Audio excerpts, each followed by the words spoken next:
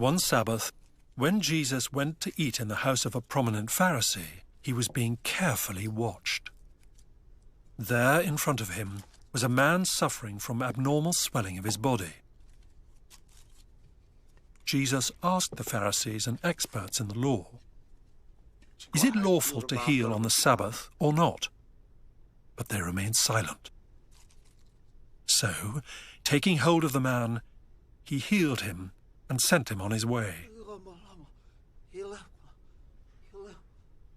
Then he asked them, "If one of you has a child or an ox that falls into a well on the Sabbath day, will you not immediately pull it out?" And they had nothing to say. When he noticed how the guests picked the places of honor at the table, he told them this parable.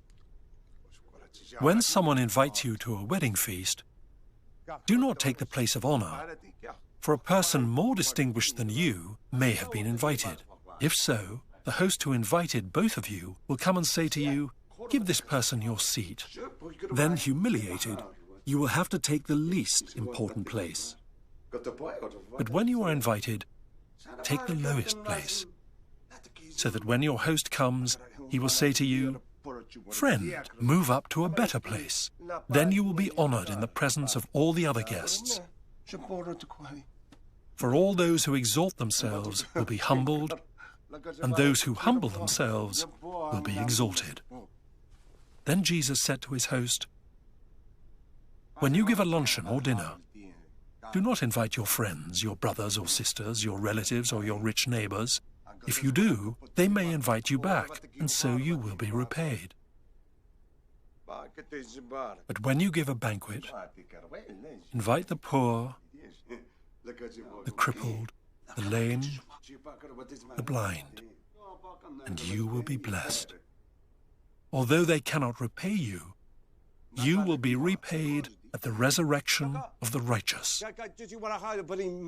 When one of those at the table with him heard this, he said to Jesus, "Blessed is the one who will eat at the feast in the kingdom of God."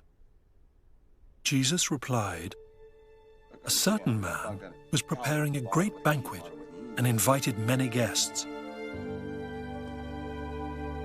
At the time of the banquet, he sent his servant to tell those who had been invited, 'Come, for everything is now ready.'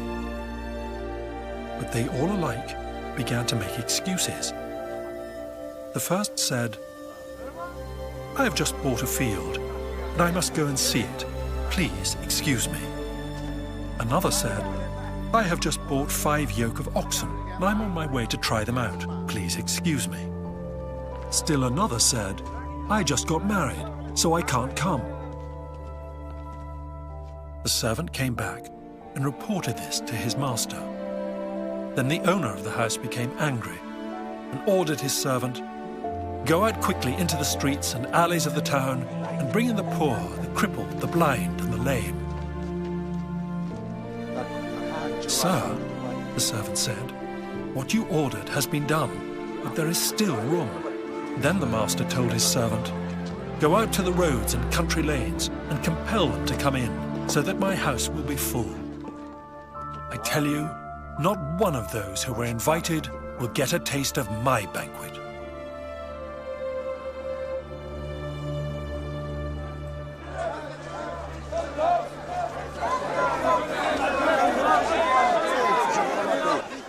Large crowds were traveling with Jesus, and turning to them he said, "If anyone comes to me and does not hate father and mother, wife and children, brothers and sisters, yes, even their own life, such a person cannot be my disciple.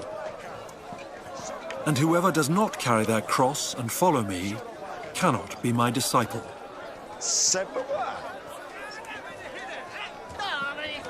Suppose one of you wants to build a tower. Won't you first sit down and estimate the cost to see if you have enough money to complete it? For if you lay the foundation and are not able to finish it, everyone who sees it will ridicule you, saying, "This person began to build and wasn't able to finish." Or suppose a king is about to go to war against another king. Won't he first sit down and consider whether he is able with 10,000 men to oppose the one coming against him with 20,000? If he is not able, he will send a delegation while the other is still a long way off and will ask for terms of peace. In the same way, those of you who do not give up everything you have cannot be my disciples. Salt is good, but if it loses its saltiness, how can it be made salty again? It is neither fit for the soil nor for the manure pile. It is thrown out. Whoever has ears to hear, let them hear.